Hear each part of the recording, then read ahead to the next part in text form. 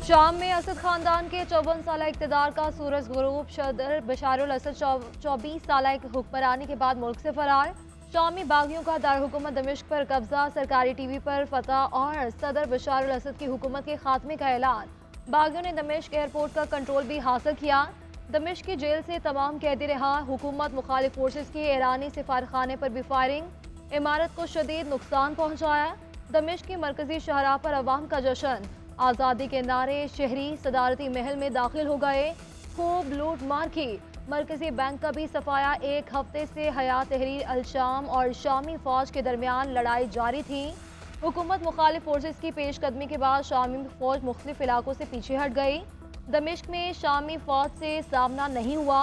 अमरीकी मीडिया के मुताबिक शामी फौजियों की अक्सरियत मुल्क छोड़कर इराक भाग गए। मफरूर शामी सदर बशारुल असद खानदान समेत रूस पहुंच गए। बशारुल असद और उनका खानदान रूसी दारहुकूमत मॉस्को में है। बशारुल असद उनके खानदान को इंसानी हमदर्दी की बुनियाद पर सियासी पनाह दी है। रूसी हुकाम ने तस्दीक कर दी। बशारुल असद की गुमशुदगी से मुतालिक मुतज़ाद इत्तलात गर्दिश कर रही थी।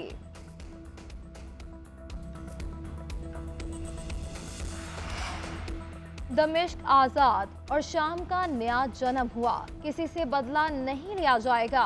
हुकूमत मुखालिफ फोर्सेस का फतह का ऐलान। सरकारी टीवी पर आवाम से पुरअमन रहने की अपील। अबू मोहम्मद अल जुलानी कहते हैं कि बशारुल असद हुकूमत के तवील दौर का खात्मा हो गया। इक़्तिदार की मुंतकली तक वज़ीर आज़म ओहदे पर बरकरार रहेंगे। मिलकर तामीरें नौ करेंगे। शाम की तमाम सरकारी गैर सरकारी अमलाक और तनसीबात का तहफ़्फ़ुज़ किया जाएगा। जेलों से तमाम सियासी कैदियों को रिहा कर दिया जाएगा। सरकारी इदारे इस वक्त साबिक वज़ीर आज़म की निगरानी में है। शाम में हवाई फायरिंग सख्ती से मना है। ईरान, रूस और हिज़्बुल्लाह शामी हुकूमत का दिफा करने में नाकाम। आखिरकार बशारुल असद हुकूमत का खात्मा हो चुका। अमरीकी सदर जो बाइडन का रद्द-ए-अमल कहा कि अमरीका शाम में शराकतदारों और स्टेक होल्डर से मिलकर काम करेगा। बरतानवी वज़ीर आज़म कीर स्टार्मर का बशारुल असद की हुकूमत के खात्मे का खैर मकदम। कहा कि फ़रीक़ैन शाम के मसले को सियासी तरीके से हल करें। तमाम शराकतदारों के साथ राब्ते में हैं। सऊदी हुकाम का मौक़िफ़ चाहते हैं कि शामी अवाम अपने मुल्क की तकदीर का फैसला करें। ईरान, कतर और तुर्किया का रद्द-ए-अमल। शाम में रूसी अफवाज को कोई खतरा नहीं।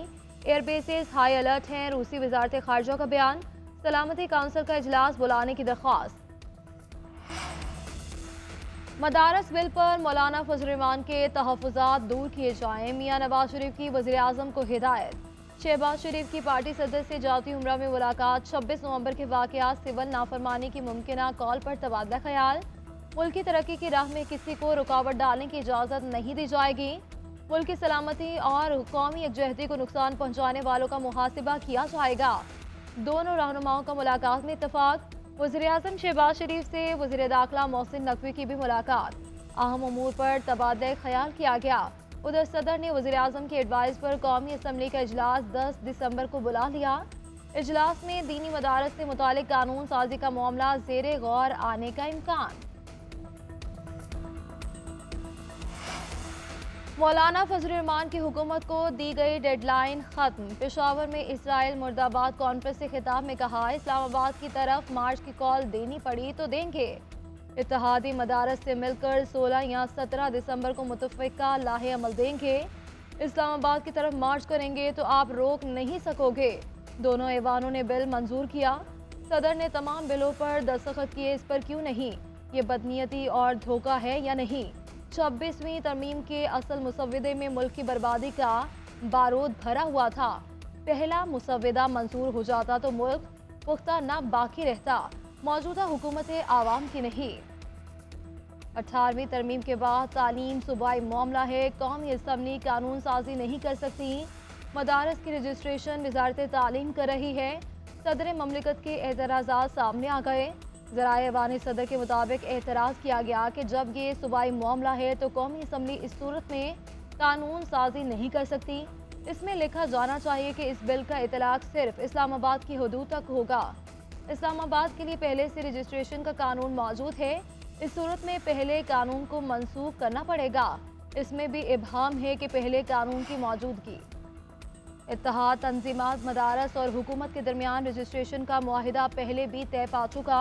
अगस्त 2019 में तयशुदा मुआहिदा सामने आ गया। इत्तेहाद तंजीमात ने मदारस को वजारत तालीम के साथ मुंसलिक करने के मुआहिदे पर दस्तखत किए।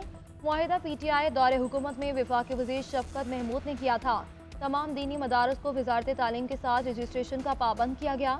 वजारत तालीम मदारस के अदाद शुमार इकट्ठे करने की वाहिद मजाज अथॉरिटी तस्लीम की गई। रजिस्ट्रेशन न करवाने वाले मदारस को बंद करने का मुश्तरका फैसला हुआ। मुआहिदे के मुताबिक बैंक अकाउंट खोलने, गैर मुल्की तलबा को तालीम देने, यकसा निसाब पर इत्तफाक किया गया। हुकूमत ने माली इमदाद और वसाइल की फराहमी की यकीन दहानी भी करवाई थी। बानी PTI ने मुज़ाकरात के लिए कमेटी बना दी। बुशरा बीबी शामिल नहीं, असद कैसर, सलमान अकरम राजा और दीगर हिस्सा होंगे। अपोजिशन लीडर उमर यूब की पेशावर में प्रेस कॉन्फ्रेंस, बोले कि मुल्क में वर्चुअल मार्शल लॉ लगा हुआ है। शहबाज शरीफ का माइंडसेट हिटलर और पुरानी फिल्मों जैसा है। बानी की हिदायत पर 13 दिसंबर को पेशावर में जिरगा और शोहदा के लिए दुआ करेंगे। सेनेटर शिबली फराज कहते हैं कि बानी चेयरमैन अवाम के लिए जेल में हैं। मईशत में मसनूई इस्तेहकाम पैदा किया गया है। बलूचिस्तान और KP में दहशतगर्दी खराब हालात की वजह से है। असद कैसर ने कहा कि मुल्क का कानून क्या किसी को जलसे या इज्तिमात की इजाज़त नहीं देता।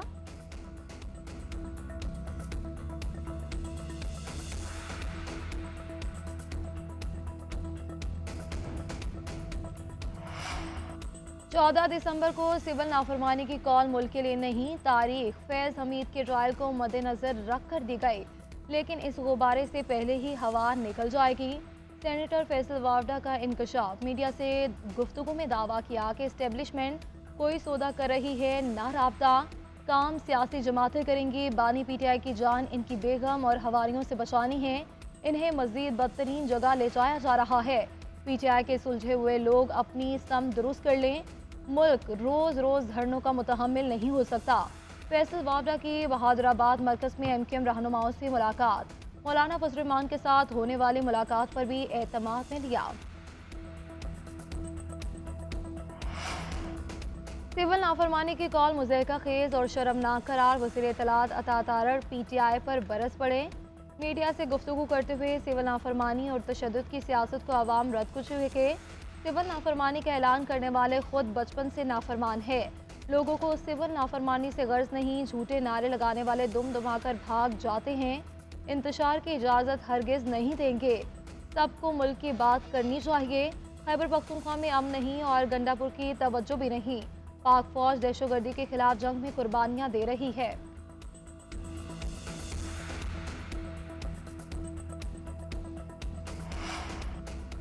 विफाक के दरियाए सिंध से कैनाल निकालने के खदशात, पीपल्स पार्टी क़यादत के तहफ़्फ़ुज़ात। पीपल्स पार्टी कमेटी आज हुकूमती कमेटी से मिलेगी। बिलावल भुट्टो ज़रदारी की ज़ेर सदारत पीपल्स पार्टी कमेटी बराए कौमी इशूज़ का वर्चुअल इजलास में हम मुल्की मामलात पर भी तबादला ख्याल किया गया। राजा परवेज़ अशरफ, शहरी रहमान, मखदूम अहमद महमूद, नवीद कबर, मुराद अली शाह, सरफराज बुगटी और दीगर की शिरकत।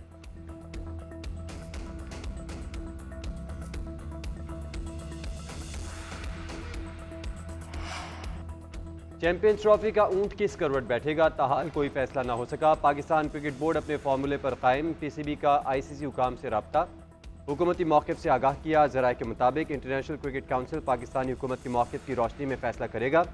इससे कबल चेयरमैन PCB वज़ीर आज़म से भी मिले, इवेंट से मुतालिक पेशरफ से आगाह किया। दो टोक मौके पर वज़ीर आज़म का चेयरमैन PCB को खराज तहसीन। शहबाज शरीफ ने कहा, चैंपियंस ट्रॉफी टूर्नामेंट से मुतालिक आपका मौक़िफ़ हर पाकिस्तानी के दिल की आवाज़ है।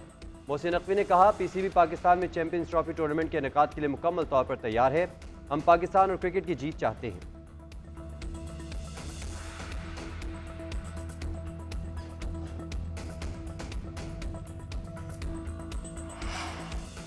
अवामी फलाह बहबूद के मनसूबों में ताख़ीर बर्दाश्त नहीं, तरक्याती मनसूबों को बरवक्त मुकम्मल किया जाए। तमाम डिवीजन में कमीशन मनसूबों पर पेशरफ्त की निगरानी करें। वज़ीर आला KP अली अमीन गंडापुर का इजलास से खिताब, बोले तमाम अजला में यकसा बुनियादों पर तरक्याती मनसूबे शुरू किए जाएंगे। ज़म अजला और दीगर पसमानदा अजला को तरक्याती मनसूबों में तरजीह दी जाएगी। तरक्याती मनसूबों पर अमली पेशरफ्त के लिए दरकार फंड्स की दस्तियाबी यकीनी बनाई जाए। अवामी फलाह बहबूद के मनसूबों में गैर ज़रूरी ताख़ीर से गुरेज किया जाए। मनसूबों की बरवक्त तकमील से अवाम को समरात मिलेंगे।